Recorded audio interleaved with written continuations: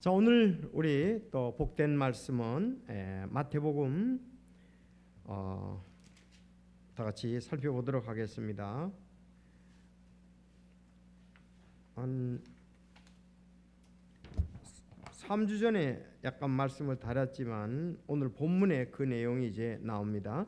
마태복음 20장 19절에서 28절까지입니다. 마태복음 20장 19절부터 28절까지 보도록 하겠습니다. 19절. 이방인들에게 넘겨주어 그를 조롱하고 채찍질하고 십자가에 못 박게 할 것이요 셋째 날에 그가 다시 일어나리라 하시니라.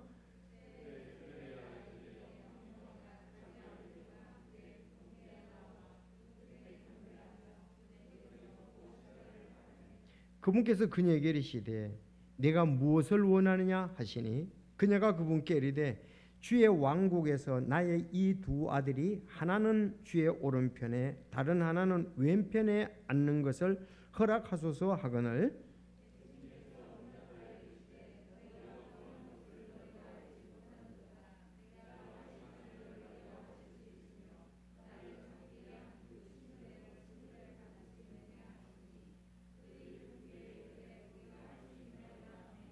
그분께서 그들에게 이르시되 너희가 참으로 내 잔을 마시고 나를 잠기게 한 그 침례로 침례를 받으려니와 내 오른편과 내 왼편에 앉는 것은 내가 줄 것이 아니니라. 다만 내 아버지께서 누구를 위해 그것을 예비하셨든지 그들이 그것을 받을 것이니라 하시니라. 예수님께서 그들을 불러 이르시되 이방인들의 통치자들이 그들에게 지배권을 행사하고 큰 자들이 그들에게 권위를 행사하는 것을 너희가 알거니와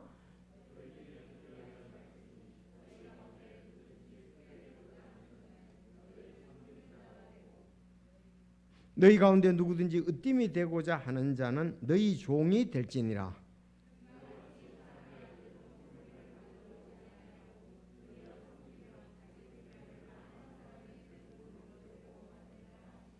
아멘. 기도하겠습니다. 하나님 아버지 감사합니다.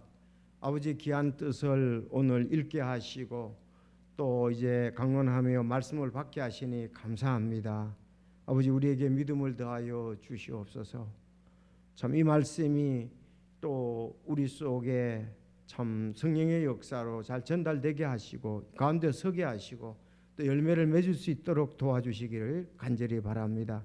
아버지 우리는 때로 참 믿음의 삶을 산다고 하지만 내 생각과 내 뜻과 또 자기 자신의 그 뜻을 굽히지 아니하는 그런 부분들을 보게 됩니다. 주여 주셔서 참 이제 더욱더 성령과 말씀에 순종하는 귀한 삶을 살아가는 저희들이 되게 하여 주옵소서.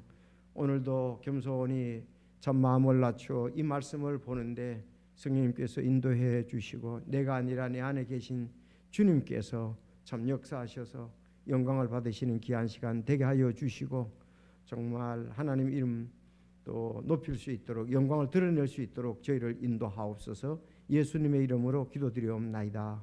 아멘.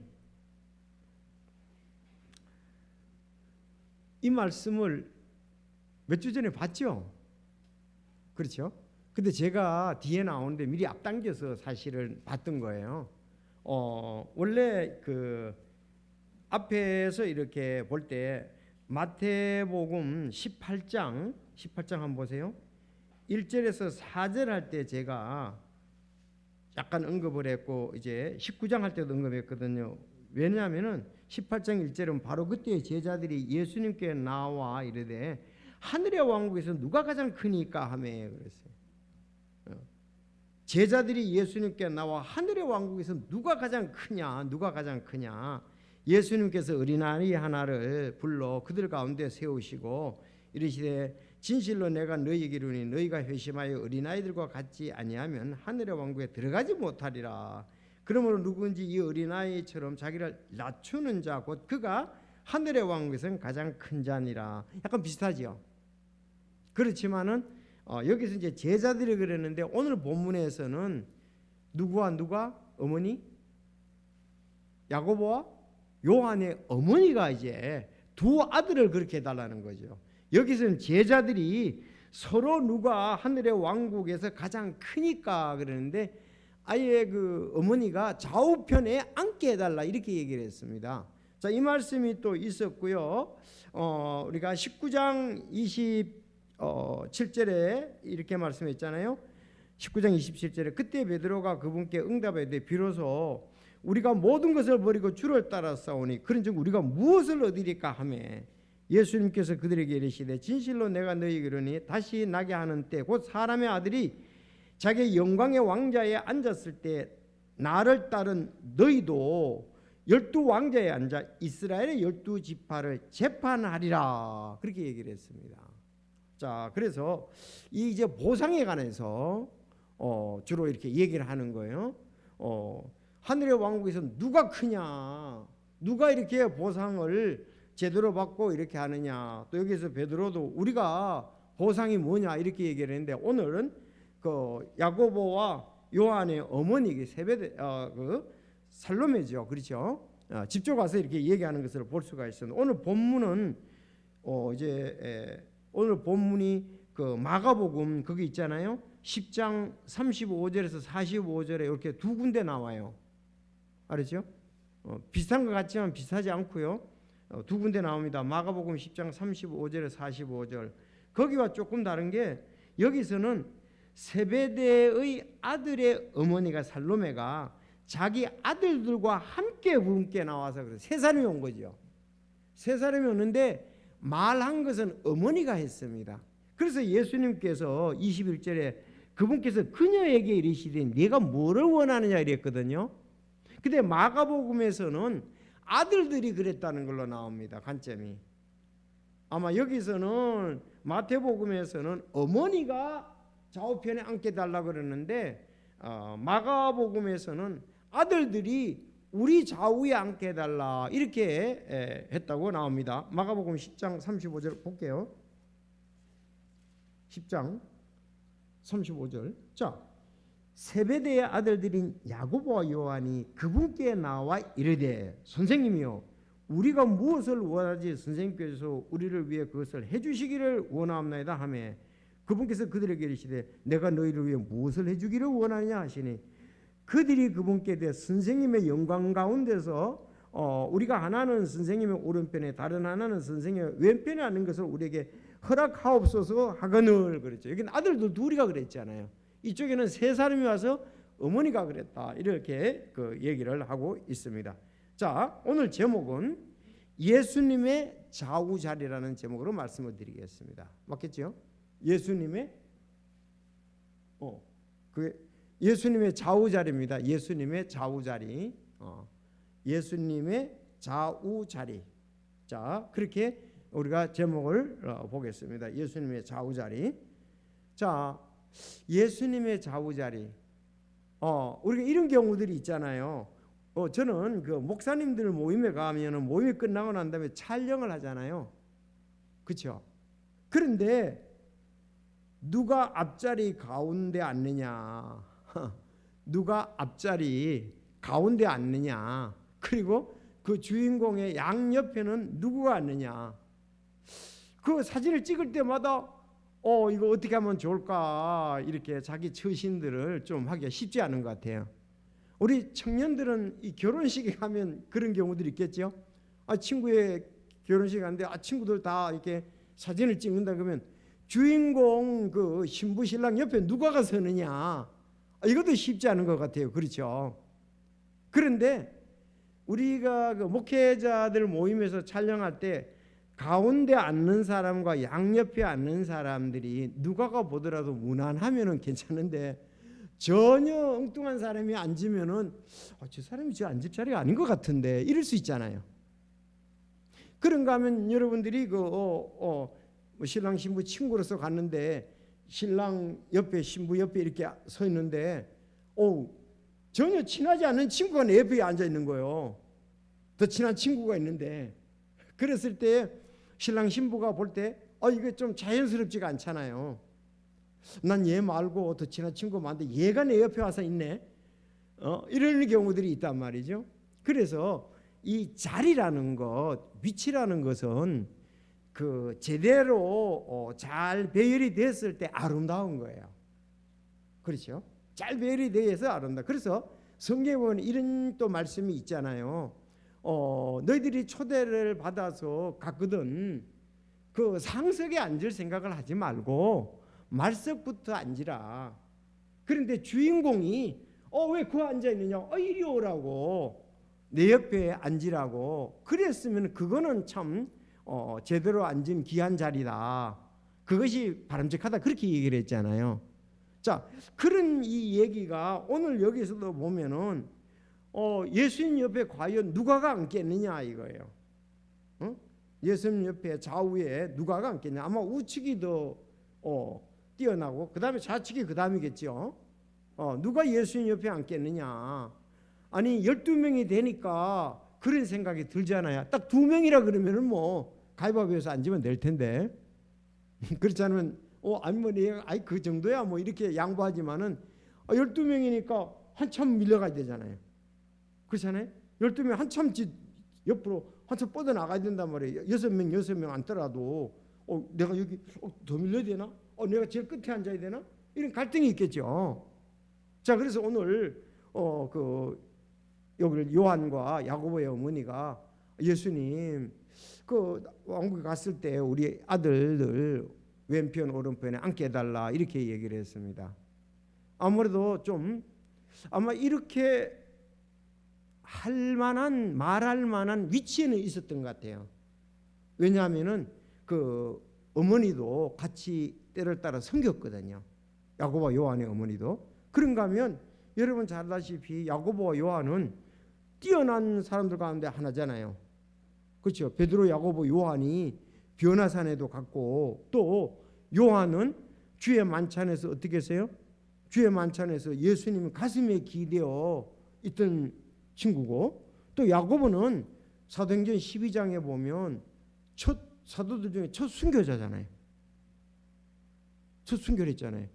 사실 이 사람들이 요구하는 것이 어느 정도 근접해 있다고 생각이 됩니다.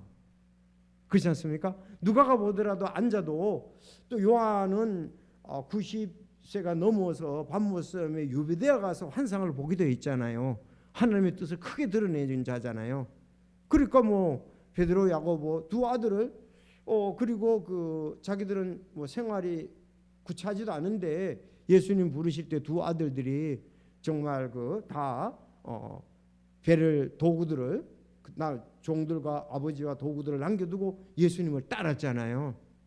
그러니까 뭐 한번 이렇게 말할 수가 있는 위치에 있었다 이거예요. 그런데 어쨌든 이 얘기를 하고 나니까 제자들이 어떻게 했어요? 두 형제에 대해서 분개했다고 되어 있습니다. 분개했다고. 그러니까 이거는 성령의 열매는 아니죠. 아름다운 건 아니죠. 분개했다는 걸 보면은. 그렇죠.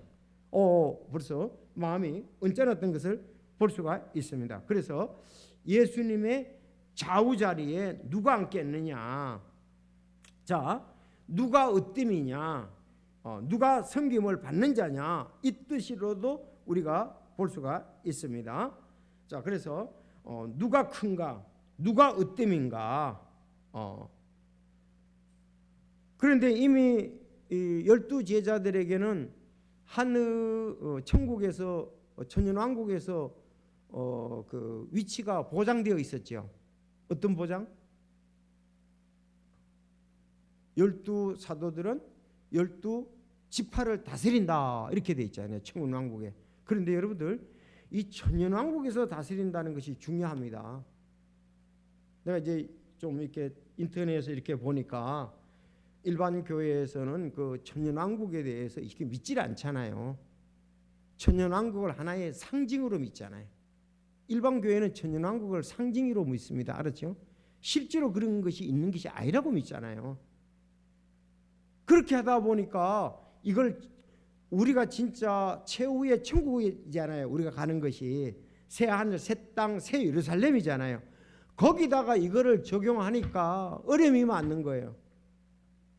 천년왕국에 적용하면 문제가 없잖아요. 왜? 거기는 믿지 않는 사람도 있지 않습니까?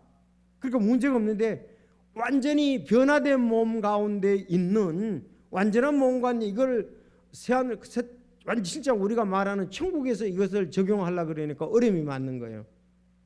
두 가지 어려움이 있겠죠. 왜?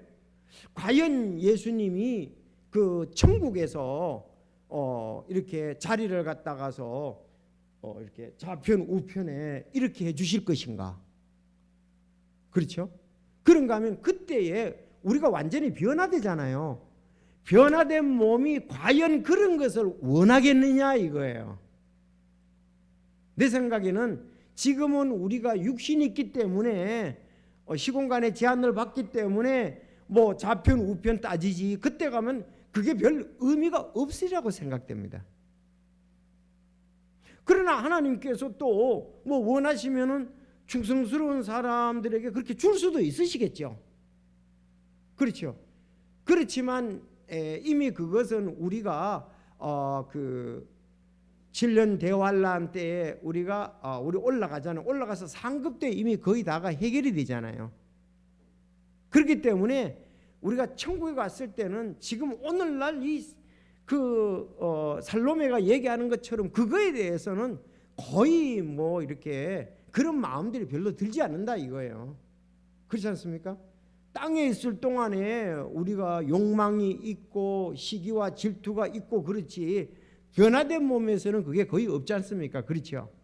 그런데 하나님께서 주실 수도 있고 그렇지만 지금 질문하는 거 이거하고는 그 천년왕국 때는 있을 수 있지만은 우리가 천국에서는 없다. 있어도 약할 뿐이고 뭐 이거 별 관심이 없을 거예요. 그때는 뭐 우리가 변화된 몸을 가지는데 좌편에 왔든 우편에 앉든 뭐 더 멀리 앉든 무슨 관계가 있어. 그렇게 되는 것이 우리가 정상인 것 같고요. 만약에 하나님이 그렇게 자리를 주더라도 시기심 같은 건 없다. 시기 질투는 없다. 여러분 그렇게 보시죠? 아마 그렇게 보는 것이 변화된 몸을 기대하는 우리의 모습이라고 볼 수가 있습니다. 그래서 천년왕국 때는 확실히 있습니다. 왜? 그때는 불신자도 있거든요. 아니 믿지 않는 사람들이 있는데 우리가 다스리는 권한은 변화된 몸 가운데서 다스리잖아요. 심판하잖아요. 여기 12 우리 제자들 사도들도 마찬가지고 교회도 마찬가지고 7년 대환란 때 구원받은 사람도 마찬가지고 그건 계시록 20장에 잘 얘기를 하고 있습니다. 자, 그러면 오늘 우리가 보면서 이제 이들도 이 땅에서 이런 질문을 했으니까 우리에게 교훈이 되고 도움이 돼야 되지 않겠습니까? 근데 이게 실제로는요 쉽지가 않아요. 영적인 전쟁이고 싸움입니다. 우린 계속 이거 가지고 나 기분 나빠. 사람들이 날 무시해. 아주 육신이 있어가지고요. 정말 이런 부분만 잘 해결된다면 주님을 얼마나 아름답게 잘 섬기겠습니까? 난 자존심이 상했어. 그런 것이 있기 때문에 계속해서 사실 그런 거에 관계없이 이 좌우에 앉는 거에 관계없이 충성스럽게 아름답게 섬기는 사람들은 그렇게 많지가 않다 이거예요.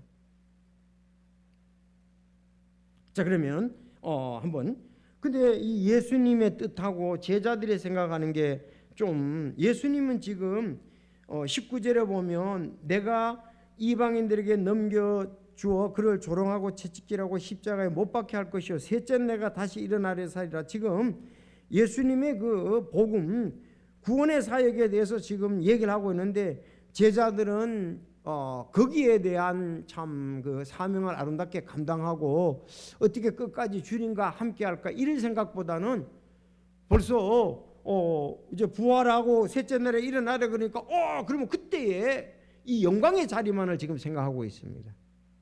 주님과 함께 십자가에 못 박히는 그거와 주님의 사역을 어떻게 능력 가운데 할까 그 생각보다도 좌우에 앉을 것. 여러분 좌우에 앉는 것은 어떤 우리가 대가를 치르고 난 다음에 좌우에 앉아야 되잖아요. 예수님 생각하고 제자들 생각하고는 많이 차이가 있습니다. 하나님 생각하고 오늘 우리 생각에도 많이 차이가 있습니다. 그러나 오늘 이 예수님께서 하신 말씀을 통해서 볼 때 그렇게만 되면 교회가 아름답고 내가 아름답고 상에 대해서 아름답고 주님이 큰 영광을 받게 되리라고 이렇게 믿습니다. 자, 그래서 주의 왕국에서 좌우편에 앉게 달라 그랬습니다. 그랬더니 예수님이 말씀하시는 거 이제 22절 보세요. 예수님께서 응답하여 이르시되 너희가 구하는 것을 너희가 알지 못하는도다 그랬습니다. 너희가 구하는 것을 너희가 알지 못하는도다. 살로메야, 너 그거 잘 알지 못하고 하는 얘기야. 요한, 야고보, 너 그 잘 알지 못하고 하는, 잘 알지 못하는도다 이렇게 얘기를 했습니다. 그러면서 예수님은 다시 십자가에 대한 거, 복음에 대한 걸로 다시 돌아갑니다. 자, 내가 마실 잔을 너희가 마실 수 있으며 나를 잠기게 한 그 침례로 침례를 받을 수 있느냐 하시니 그들이 그분께 이르되 우리가 할 수 있나이다. 그래서 진정한 깊이 있는 뜻은 몰랐던 것 같아요. 여러분들, 그 내가 마실 잔을 너희가 마실 수 있느냐, 이건 뭘 말할까요? 아니, 내가 마실 잔을 너희가 마실 수 있느냐 물었잖아요. 이게 뭔 말이냐 이 말이에요. 네? 십자가의 고난을 얘기를 하는 거예요. 십자가의 고난, 십자가의 고통을 얘기를 하는 거예요. 그래서 예수님이 기도하실 때 이 잔이 지나가기를 바랍니다 그랬잖아요. 요거는 십자가의 고통, 고난의 잔을, 고난을 말하는 거예요. 그런가 하면은 또 나를 잠기게 한 그 침례로 침례를 받을 수 있느냐, 요거는요, 이거는 주의 장사됨을 말합니다. 묻히는 걸 말하는 거예요. 그렇죠? 침례는 들어가는 거잖아요. 물에 묻히는 거, 장사되는 것을, 그것을 말하고 있습니다. 뭐 이걸 확신을 가지고 우리가 봐야죠. 그래서 잔은 지나가게 해달라, 그 고통을 지나가게 해달라고 그랬잖아요. 이 잔을 지나가게 해달라. 그걸 볼 때 정말 못 박혀서 피 흘리는 그런 것을 말하죠. 그리고 여기서 잠기가는 그 침례는 예수님의 묻히심, 무덤의 묻히심, 그걸 말하고 있는 것입니다. 정확히 하고 가셔야 돼요. 여러분 잘 알겠습니까? 네, 그 두 개를 아주 잘 해석을 하시기 바랍니다. 여러분들은 이해가 되시죠? 자, 하시니 그들이 할 수가 있다 그랬습니다. 그런데 뭐 이렇게 결심하는 건 좋잖아요. 할 수 있다고 주님 앞에 뭐 이렇게 자기의 그걸 보이는 건 좋은데 실제로는 쉽지가 않죠. 그래서 어떻습니까? 그들이 예수님이 십자가에 달려 돌아가실 때 다 나를 버리라 그랬잖아요. 베드로도 예수님을 부인했지 않습니까? 그렇죠. 사실은 고난에 함께 했어야죠. 근데 그게 인간적으로 쉽지가 않았죠. 그들은 이 부분에 대해서 정확히 공감을 하면서 이렇게 했던 건 아닌 것 같아요. 물론 뭐 충동적으로 할 수 있고 믿음으로 할 수 있지만 깊이 생각은 안 했던 걸로 이렇게 보여지면 할 수 있다고 그랬습니다. 물론 뭐 나중엔 했죠. 야고보가 칼에 죽임을 당했잖아요. 그렇죠. 함께 한 거나 마찬가지잖아요. 주님의 사역 때문에. 그런가 하면 요한이 반모 싸움에 그 유배를 되어 갔잖아요. 그렇죠. 그런 것을 볼 때에 고통을 당했죠. 주님을 위해서 나중에. 그래서 예수님이 그거에 대해서 된다 안 된다 그거보다도 23절 그분께서 그들에게 이르시되 너희가 참으로 내 잔을 마시고 나를 잠기게 한 그 침례로 침례를 받으려니와 내 오른편과 왼편에 앉을 것은 내가 줄 것이 아니니라. 정말 예수님 지혜롭게 대답하신 거예요. 왜? 두 가지가 있다고 그랬죠. 그거는 아직 너희들이 그걸 생각할 때가 아니다. 하나님께서 그건 하실 것이다. 아주 예수님이 정말 지혜의 왕답게 얘기를 하신 거죠. 그건 하나님이 하실 것이다. 그건 너희들이 온전히 다 섬기고 난 다음에 하나님께서 누구를 위해서 하셨든지 하지 지금 너희들이 그렇게 할 성질은 아니다는 거죠. 또 한편으로는 아까 그 이 말 속에 또 뭐가 있다? 거기 갔을 때는 그것이 그렇게 중요하지 않을 것이다. 그 말씀도 거기에 들어있을 수가 있습니다. 그렇죠? 지금은 어쨌든 좌우편에 앉는 것을 크게 보지만은 그때는 좌우편에 앉는 것을 크게 볼 일도 없다고 볼 수도 있겠죠. 우리가 변화된 몸에서는 크게 볼 거 아닐 것 같아요. 제가 볼 때. 그렇지만 또 상에 대해서가 과연 그까지도 천국에까지도 이어질지는 우리가 모릅니다. 어쨌든 간에. 근데 한 가지 분명한 것은 좌우에 앉는 것 때문에 뭐 실망을 하거나 왜 이렇게 내가 열심히 했는데 왜 여기 앉죠? 그런 일들은 없다 이거예요. 그때는 완전한 몸으로 모든 것을 통해서 하나님께 영광을 돌리지 불평 불만은 하지 않는다. 그건 확실합니다. 알았죠? 광훈이 형제하고 신기 형제가 딱 옆에 있고 만약에 재신 형제가 왜 이리 천국에서도 이렇게 이랬으면 큰 일은 없다 이거예요. 그건 확실합니다. 우리가 시기와 질투는 이 몸이 있을 때 그렇지, 좌우에 막 이런 경쟁 관계도 몸이 있을 때 그렇지, 변화된 몸에서는 그것을 갖다 별로 생각할 일이 없다는 것이죠. 감사한 일이죠. 천국에서도 만약에 그렇다면 여러분들 얼마나 실망하겠어요. 자, 누구를 예배했든지 그들이 그것을 받을 것이니라. 여러분 아멘 하시길 바랍니다. 정말 주님이 예배하셨다면 내가 받고 안 돼도 그래서 주님이 하실 거라는 걸 믿고 그때 갔을 때는 이 시기와 질투와 경쟁이 없다. 완전히 주와 같을 줄 알미나 그랬잖아요. 자, 그랬더니 이제 24절 10명이 그것을 듣고 두 형제에 대해서 분개했다고 얘기되어 있습니다. 보세요. 이게 분쟁하고 분열하고 시기 질투라니까 이런 부분이 있잖아요. 그래서 고린도 교회에서 이런 것 때문에 뭐라 그래요? 너희가 육신에 있지 않느냐, 너희가 어린아이지 않느냐 이렇게 얘기를 했습니다. 고린도전서 그들이 1장에 보면은 나는 아볼로에게, 나는 게바에게, 나는 바울에게 그랬더니 야 너희들 어린아이가 아니냐, 너 육신에. 여러분요, 이게 얼마나 육신적인 것이 또 어린아이 같지 않고 성숙하느냐가 이게 지금 교회의 발전의 관건이에요. 만약에 교회 성도들의 수준이 경쟁하고 시기 질투하고 이랬다면 그 교회는 발전을 할 수가 없습니다. 그렇죠? 그게 관건이랄까, 교회 발전의 관건이라고요. 우리가 그러니까 어린아이 같지 않다, 너 그리고 성숙했다, 그리고 시기 질투 이런 것에 좌우되지 않는다면은 그 교회는 아름다운 교회고 그 교회는 발전하는 교회고 그 교회는 하나님께 영광을 더 돌리는 귀한 교회라고 볼 수가 있습니다. 이런 것이 팽배하면 이건 뭐 교회가 발전할 수도 없고, 겉으로 어떨 때 표시는 안 하지만 속으로서는 분쟁과 분열과 서로 시기와 다툼이 이런 것이 많다는 거죠.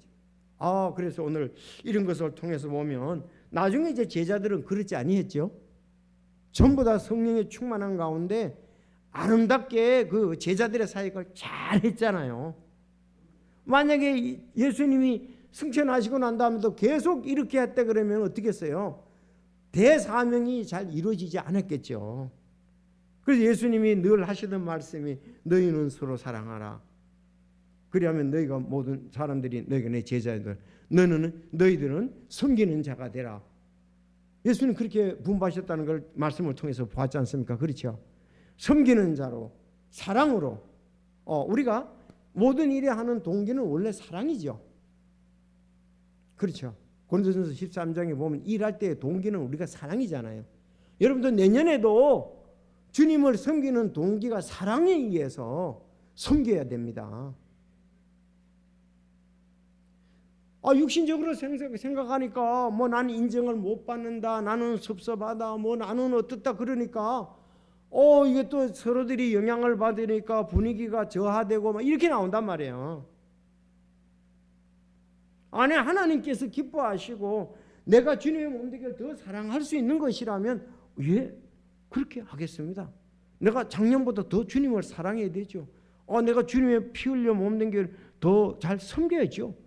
그렇다면 그렇게 하겠습니다. 그러면 그 교회는 분위기가 너무 아름답죠. 정말 서로가 귀한 사역을 열매를 맺는다고 할 수가 있죠. 진짜 그래요. 제가 이렇게 솔직히 목회를 하다 보면요, 아니 해마다 교사를 모집하는데 어려움이 많은 거예요. 그래서 사정을 하는 거죠. 어우, 교사할 사람인데 너네 좀 섬겨달라고. 이렇게 하면 안 되잖아요. 어우, 집사님 할 분이 없는데 좀 집사님 좀 해달라고. 교사할 분, 어우, 내년에 찬양도 좀 해달라고. 좀 이렇게 하면 어떻습니까? 더 자원해서 섬긴다는 것이 이제 날이 갈수록 더 자원해서 섬겨야 되는데 그게 안 되니까 신앙은 더 오래됐고 더 발전해 가야 안 되니까 그 자꾸 이제 공회전을 하는 거죠. 뭐 교회가 그러지 않고 진짜 내가 해마다 성숙해 가고 날마다 성장해 간다면 제가 찬양대 내년에 또 하죠. 하나님 내게 건강을 주셨고 시간을 주셨고 필요를 공급해 주셨는데 내가 하겠습니다. 이렇게 하면은 그 얼마나 기쁘겠어요. 내년에 내가 더 바빠질 것지도 몰라요. 더 어려움이 있을지도 몰라요. 찬양대 못할 것 같아요. 주일학교 못할 것 같아요. 집사 못할 것 같아요. 전부 이렇게 나오면은 이제 이거하고 다릅니다. 그러니까 실제하고 우리가 듣는 거하고 다르다고요. 나 자신도 마찬가지고요. 그래서 여기 뒤에 이제 예수님께서 말씀을 하신 거예요. 그래서 여기에 이제 우리가 여기 20절에 보면 이렇게 얘기를 하셨잖아요. 25절에 뭐 예수님이 아주 이건 세상적인 방법이다 그렇게 얘기하신 거죠. 한마디로 살로몬에게 야 그거는 세상적인 방법이야. 그래서 자꾸 우리도 세상적인 방법을 자꾸 하려고 그런다고. 그래서 예수님께 그들을 불러 이르시되 이방인들의 통치자들이 그들에게 지배권을 행사하고 큰 자들이 그들에게 권위를 행사하는 것을 너희가 알거니와 너희끼리는 그리지 말지니 너희 가운데 누구든지 크고자 되고자 하는 자는 너희를 어떤 자가 되라고요? 섬기는 자가 되라. 우린 크고자 하지만은 섬기는 자는 안 되려고 그러죠. 제자들도 마찬가지예요. 크고자 하는데 지금 섬기는 자의 그걸 안 하려고 한단 말이에요. 그런가 하면 또 너희 가운데 누구든지 으뜸이 이 반복적으로 강조면이죠. 이게 크고자 한다, 으뜸이 된다 비슷한데 강조하는 거예요. 으뜸이 되고자 하는 자는 너희 종이 될지니라. 그러니까 섬기는 자요 종이라는 것이 이제 중요한 거죠. 봐라 이와 같이 사람의 아들도 섬김을 받으러 오지 아니하고 도리어 섬기려고 자기 생명을 많은 사람의 대속물로 주려 왔느니라. 이 얼마나 정말 하나님 보실 때의 귀한 말씀이냐, 이 귀한 삶이냐. 아니 예수님은 원래 하나님과 동등하잖아요. 그렇죠. 하나님과 함께 영화롭게 지내셨던 분 아니에요. 그렇죠. 그런데 내가 이 땅에서 섬기러 왔다. 주에 만찬을 할 때도 끝나고 난 다음에 허리에 수건을 들으시고 발을 씻겨줬잖아요. 그때는 우리 선생님 어떻게 우리 발을 씻겨주십니까? 안 됩니다. 진짜 그때는 제자들이 알았거든요. 예수님이 어떤 분인가를. 그랬더니 선생님 내가 너희들에게 이렇게 한 것은 너희들이 서로 그렇게 섬기려고 내가 본으로 보여주는 거다. 이렇게 얘기를 했잖아요. 여러분 이 말씀이 있어도요. 실제로 적용은요 미미해요. 솔직히 고백할 수밖에 없죠 우리가. 내가 진짜 몸된 교회에서 이렇게 섬기고 내가 희생을 하고 이렇게 하는 것에 대해서는요 미미하다고요. 미미해. 누가 날 알아주지 않을까 그거 생각하는 거죠. 그렇잖아요. 누구 날 알아주지 않을까. 또 날 알아주는 교회는 없을까 자, 그래서 이와 같이 사람의 아들도 섬김을 받으러 오지 아니하고 성령의 감동의 말씀이죠. 그렇지 않습니까? 예수님 도리어 섬기며 자기 생명을 많은 사람의 대속물로 주려 왔느니라 이렇게 얘기를 하고 있습니다. 여러분들 좌우에 앉는 것에 대해서 하나님께서 이미 뛰어난 사람을 앉도록 했죠. 누구요? 이렇게 본을 좌우에 앉는 것에 대해서 그 모습을 좀 보여준 예가 있는데 구약의 그 많은 대언자와 대언자들이 있었고 또 하나님의 사역을 했지만 핵심적인 두 사람이 뽑혔잖아요. 누가? 그렇죠. 모세와 엘리야입니다. 그 예수님의 진짜 예수님과 함께 영광 중에 변화산에 나타났잖아요. 모세와 엘리야. 아니 엘리사도 훌륭하지 않습니까? 그렇죠. 아니 여호수아도 훌륭하잖아요. 다윗도 훌륭하잖아요. 그런데 모세와 엘리야가 나타난 거예요. 그 예수님의 좌우에 있는 거나 다름이 없단 말이죠. 그렇게 그걸 본다 그러면은 야, 이들도 부활의 몸을 가지고 예수님과 함께 좌우에 있었다. 함께 나타났다. 그러니까 우리가 생각하는 거 다르다고. 우리는 다윗이 나타나면 더 좋다고 생각하는 사람이 있고, 어떤 사람은 여호수아가 나타나면 더 좋다는 사람이고, 사무엘은 흠이 없었잖아요. 사무엘이 나타나면 더 좋았을 걸. 뭐 여러 가지로 생각할 수가 있잖아요. 그런데 하나님은 어쨌든 그때 예수님의 영광 중에 나타날 때 모세와 엘리야를 거기에 나타나도록 해서 우리가 그 새 집을 세 개 짓기 원합니다. 주를 위하여, 모세를 위하여, 엘리야를 위하여 이랬잖아요. 그걸 공감했다는 얘기죠. 그건 하나님이 그들을 그렇게 영광 중에 예수님께서 좌우에 이렇게 나타나게 하셨던 거라고 볼 수가 있습니다. 자, 우리가 이런 면을 볼 때 하나님은 어떻다? 모세는 율법의 수여자지요. 엘리야는 대언자다 이렇게 볼 수가 있습니다. 대언자의 대표고 모세는 율법을 받은 자다 이렇게 우리가 볼 수가 있습니다. 나름대로 하지만은 하나님은 정확히 우리의 상급을 주실 거예요. 그때 가면 우리가 생각했던 것, 뭐 나중된 자가 먼저 되고 그런 것처럼 하나님께서 신앙의 연륜에 관계없이 하나님은 정확히 아시고 그 상을 주시리라고 이렇게 믿습니다. 그래서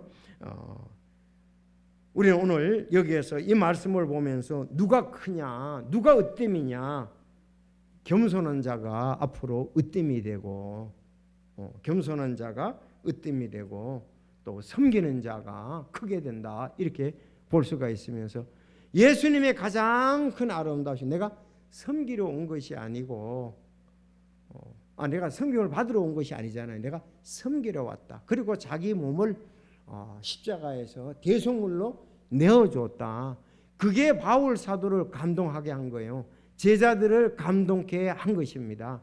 오늘날 우리가 감동을 받는 것은 그 부분인데, 내가 주님을 얼마나 닮았느냐, 주님을 얼마나 따라가느냐는 그거와 관계가 되지, 뭐 많은 사람을 얼마나 모았느냐 그거 관계되는 것이 아니고, 내가 교회에서 위치에 어디 서 있느냐 그게 중요한 게 아니에요.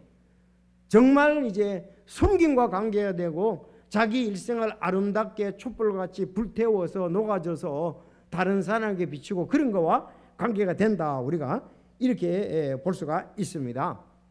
근데 이거를 장로교 어떤 목사가 이렇게 오늘 이 천연왕국에 관한 것이잖아요. 이게 지금 그렇죠. 천연왕국에 관한 건데 이렇게 얘기하는 거예요. 그러니까 전혀 엉뚱한 얘기가 나오는 거예요. 이게 시대 구분이 안 되면, 시대 구분이 하면 엉뚱한 얘기. 이게 뭐냐면, 이들을 통해서 형성되는 새로운 이스라엘은 전적으로 사도들이 전해준 복음과 가르침을 따라야 하는 것이다. 새 이스라엘은 사도들의 통치를 받아야 하는 것이다. 새 이스라엘은. 자, 왜냐하면 사도들은 예수님의 증인으로서 예수님을 증거하며 예수님의 가르침을 가지고 교회의 기초를 놓은 권세 가진 사람들이기 때문이다. 새 이스라엘은 사도들의 증거와 가르침을 따라야 하는 것이다. 이런 일을 12지파를 심판한다고 라고 22절은 표현하고 있다. 앞에 22절에 보면 심판한다는 말이 있잖아요. 12사도들이 이스라엘을 심판한다고 그랬잖아요. 그거에 대해서 얘기할 때 문제는 이랬다. 심판한다는 이 표현이 뭐냐. 그래서 한국 교회에서는 사도들은 천국에서 제일 높은 자리에 앉아서 재판관처럼 이스라엘 12지파를 다스리게 될 것을 생각하면서 교회 목사나 장로 역시 천국에 가서 심판하는 자리, 곧 높은 자리에 앉을 것이라는 생각을 가지게 된 것이다. 그러자 이제 머물지 말고 열심히 봉사하고 충성한 사람 역시 교회에서 높은 자리에 앉게 될 것이라고 얘기를 한다. 자, 그러니까 이게 천국을 갖다가서 우리가 완전히 가는 거 있잖아요. 그걸로 갖다가 결부를 시키니까 천국에서도 다스림을 받고 하니까 이렇게 직분을 가지고 잘하는 사람은 거기서도 다스리게 된다. 이런 결론이 나버리는 거예요. 이렇게 결론이 나버린다고요. 그래서 전혀 이제 그래서 우리가 그런 부분이 아닌데 이게 잘못되었다 하는 것을 보여주면서 아니 이 땅에서 되어다는 것 같다가서 완전히 다른 변화된 몸에서 그 천국에 가서 이런 것을 한다는 것이 그러니까 뭐 내가 천국에서도 장로가 되는 줄로 생각하고 천국에서도 목사가 되는 줄로 생각하고 천국에서도 높은 자리가 되는 생각하고 그런데 전혀 그거는 그저 천년왕국에서는 있습니다. 그렇죠? 왜? 믿지 않는 자들이 있으니까. 또 이스라엘이 또 구원받아야 될 이름 그 믿지 않는 구원받아야 될 것이 있기 때문에 그렇습니다. 그래서 오늘 여기 섬김의 본 이 봉사 섬김이 있죠. 이 말 오늘 이 섬기는 자라는 것이 중요한데 섬기는 자. 이 섬기는 자라는 말이 디아코노스예요. 섬기는 자. 이것이 이제 미니스터 이렇게 얘기하는데 봉사 섬김. 여기에서 집사라는 말 코이노니아가 디아코이노니아가 나왔어요. 디아코니아가 나왔습니다. 자, 이것은 심부름하다는 얘기잖아요. 그러니까 우리는 전부 다가 봉사 섬기는 자다. 그렇게 볼 수가 있겠죠. 섬기는 자다. 그리고 이제 사역자도 뭐 섬긴다 말 해당이 섬김되고 사역도 섬긴다 이렇게 표현되고요. 또 이거는 경의, 경배 뭐 이런 것을 뜻하기도 합니다. 그래서 이제 그 우리가 월십 서비스 이렇게 얘기하면은 예배라는 것이 이제 돼버리죠. 그러니까 우리가 서비스 그런데요. 진짜 교회 와서는 진짜 서비스하는 거예요. 응?